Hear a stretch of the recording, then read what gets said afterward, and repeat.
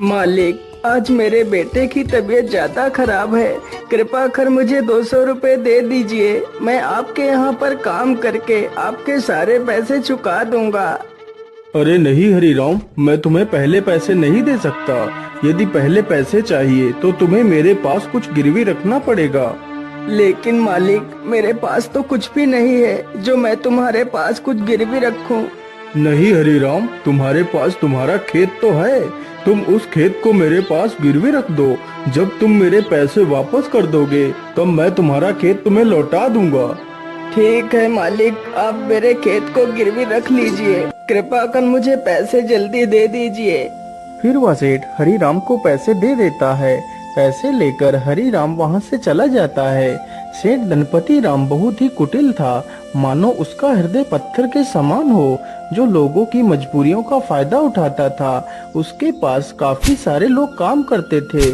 उसी गांव में एक मोहन नाम का लड़का रहता था, जो बहुत ही मेहनती था। उसके पास एक छोटा सा खेत था।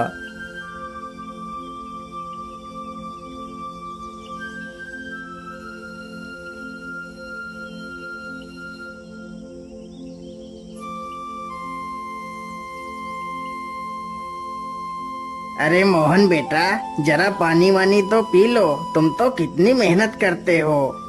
हाँ चाचा, क्या करूं, बिना मेहनत के तो कुछ होगा भी नहीं। हाँ बेटा, तुम्हारी इसी मेहनत की वजह से ही तुम इस छोटे से खेत में दोगुनी फसल उगा पाते हो।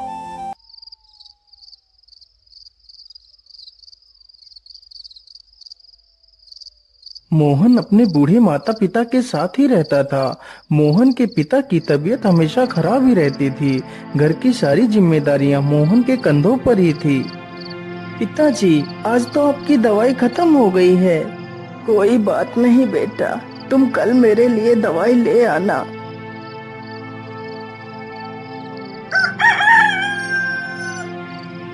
मोहन सुबह उठकर अपने पिता के लिए दवाइयाँ ले आता है। माँ, मैं पिताजी के लिए दवाई ले आया हूँ। आप पिताजी को दवाइयाँ समय से खिला देना। हाँ हाँ बेटा, मैं तुम्हारे पिता को दवाइयाँ खिला दूंगी। माँ, आज तो मौसम कितना अच्छा है। मैं आज ही खेत में बीज बो देता हूँ। ठीक है बेटा, जैसा तुम्हें अच्छा लगे वैसा ही करो। मोहन तुरंत ही अपने बैलों को लेकर खेत की तरफ निकल पड़ता है।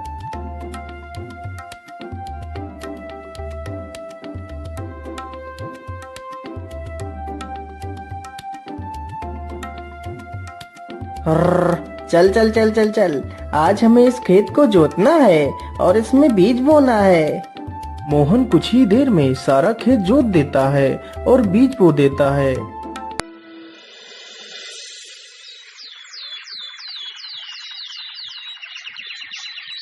कुछ ही दिनों में खेत में बहुत अच्छी फसल तैयार होती है।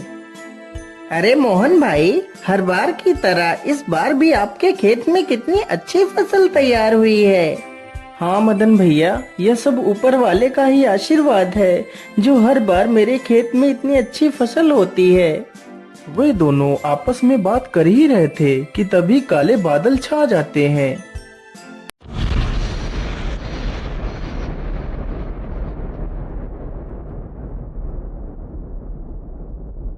अरे मोहन भाई, यह अचानक से काले बादल कहाँ से आ गए। मुझे लगता है आज तो कितनी जोर का तूफान आने वाला है। चलो जल्दी से घर चलते हैं। अरे मदन भाई, ठीक ठीक बोलो। यदि तूफान आ गया तो हमारी सारी फसलें बर्बाद हो जाएंगी। वे दोनों इतनी बात कर ही रहे थे कि तभी जोर जोर से हवाएं चलने लगती हैं और हवाओं के साथ जोर की बारिश आ जाती है। अरे ये क्या हो गया। ये तो बहुत जोर की बारिश आ गई। अरे मोहन भाई, यहाँ से जल्दी चलो, नहीं तो हम लोग भीग जाएंगे। दोनों जल्दी से एक बड़े से पेड़ के नीचे जाकर खड़े हो जाते हैं। मदन भाई, यदि ऐसे ही बारिश होती रही तो हमारी सारी फसलें बर्बाद हो जाएंगी। कुछ ही देर में बारिश के साथ साथ ओले भी गिरने लगते हैं। देखते ही देखते कुछ देर में ही सारी फसलें बर्बाद हो जाती हैं। हाय हाय, ये क्या हो गया? हे ऊपर वाले, ये तूने क्या कर दिया? अब तो सारी फसलें बर्बाद हो चुकी हैं। अब मैं क्या खाऊंगा और अपने बूढ़े माता पिता को क्या खिलाऊंगा?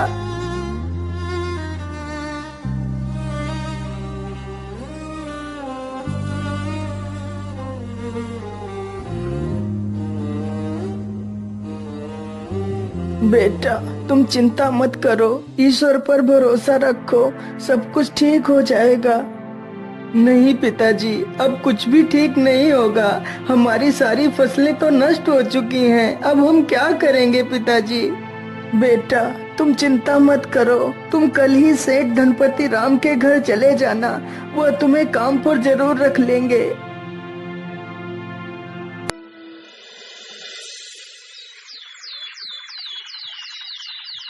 अगले ही दिन मोहन सेठ धनपति राम के पास जाता है।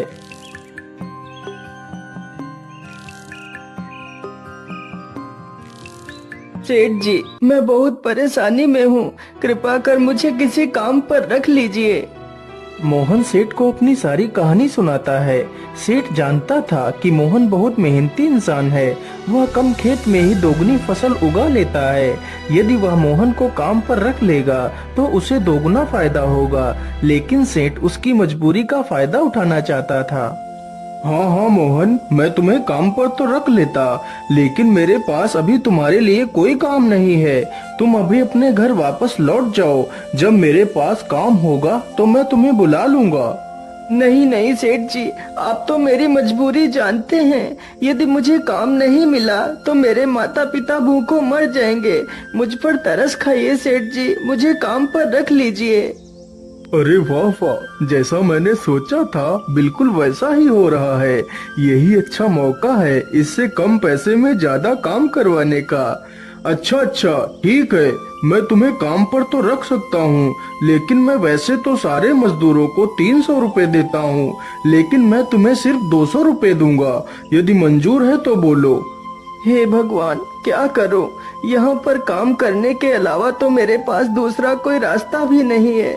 ठीक है सेठ जी, मैं 200 रुपए में ही काम कर लूंगा। मोहन अगले दिन से ही सेठ के घर काम करने लगता है। इसी प्रकार मोहन को काम करते करते पूरा 2 महीना गुजर जाता है। मोहन ने सेठ के खेत में दोगुनी फसल उगा दी। यह देखकर सेठ बहुत खुश हो जाता है। अरे वाह, मोहन ने तो इस बार कितनी अच्छी फसल उगाई है। वैसे अब तो मोहन का कोई काम भी नहीं है। मैं ऐसा करता हूँ, इसे आज की मजदूरी देकर काम से निकाल देता हूँ और इसकी 2 महीने की मजदूरी भी नहीं दूंगा। अरे मोहन, ये लो तुम्हारी आज की मजदूरी। अब तुम्हें कल से काम पर आने की कोई आवश्यकता नहीं है। लेकिन सेठ जी, आप अचानक से मुझे काम से क्यों निकाल रहे हैं? क्या मुझसे कोई गलती हो गई मालिक?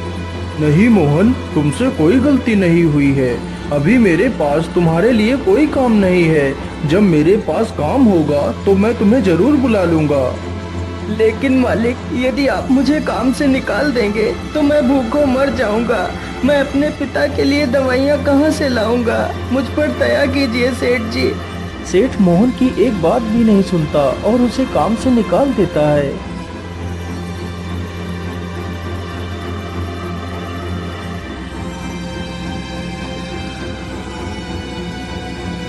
अरे बेटा, आज तुम खाली हाथ ही आए हो। आज तुम घर का राशन तो लाए ही नहीं। माँ, मुझे माफ कर दीजिए। अब मैं आपके लिए कुछ भी नहीं कर सकता। लेकिन बेटा, आखिर क्या बात है? तुम इतना परेशान क्यों हो?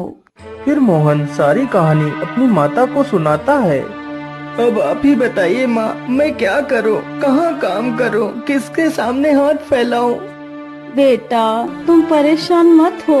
हम लोग आज पानी पीकर ही सो जाएंगे। वैसे भी मुझे तो भूख नहीं लगी है। और बेटा, तुम हार मत मानो। तुम कल फिर से सेठ के पास जाना। हो सकता है सेठ तुम्हें काम पर रख ले।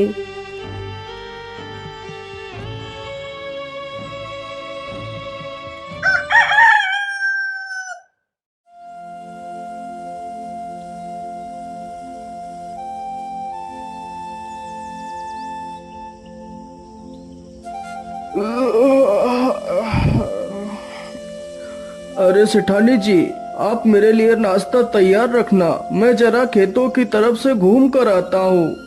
ठीक है, आप आराम से जाइए, तब तक मैं आपके लिए नाश्ता तैयार कर दूंगी।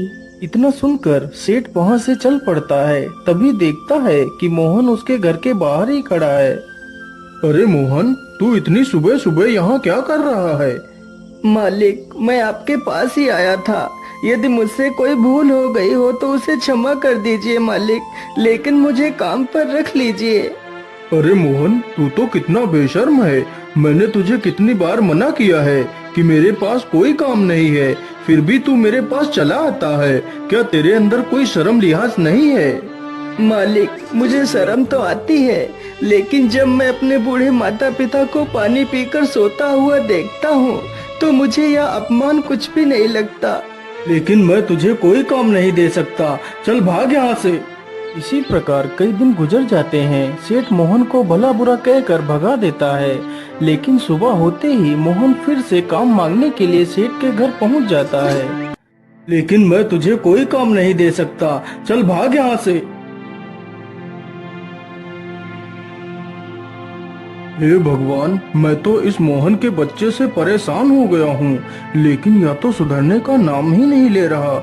मैं ऐसा करता हूँ, कल सुबह होने से पहले मैं यहाँ से कुछ दिनों के लिए अपने रिश्तेदार के घर चला जाता हूँ, तभी मैं इस मोहन से अपना पीछा छुड़ा पाऊंगा।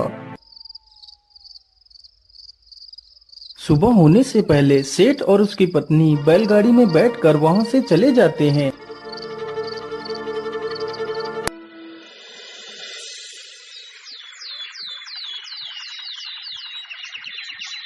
उधर मोहन रोज की तरह फिर से सेठ के घर आता है तो देखता है, अरे ये क्या, आज तो सेठ के घर ताला लगा हुआ है। इसका मतलब सेठ जी कहीं बाहर गए हैं।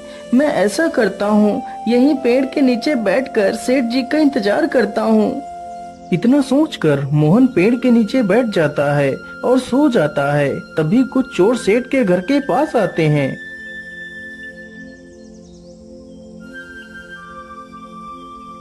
अरे लल्लन, आज तो यह दुष्ट सेठ है भी नहीं। आज अच्छा मौका है, चलो आज इस सेठ की सारी तिजोरी खाली कर देते हैं। चोर जल्दी से एक पत्थर उठाता है और ताले को तोड़ने लगता है।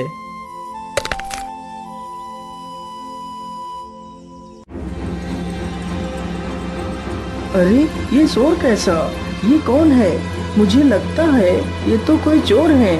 अरे रुक जाओ, तुम लोग ये क्या कर रहे हो? तुम सेठ के घर का ताला क्यों तोड़ रहे हो? अरे बेवकूफ, तुझे दिखाई नहीं देता?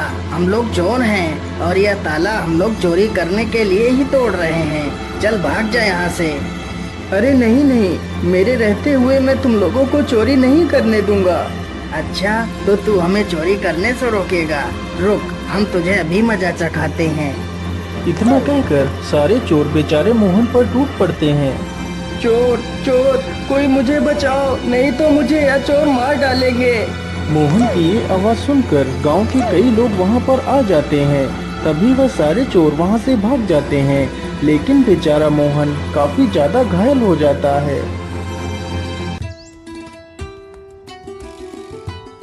अरे सेठानी जी, अब तो हमें यहाँ पर कई दिन गुजर चुके हैं, चलो अब हमें घर वापस चलना चाहिए। इतना सोचकर सेठ और सेठानी दोनों अपने घर के लिए निकल पड़ते हैं।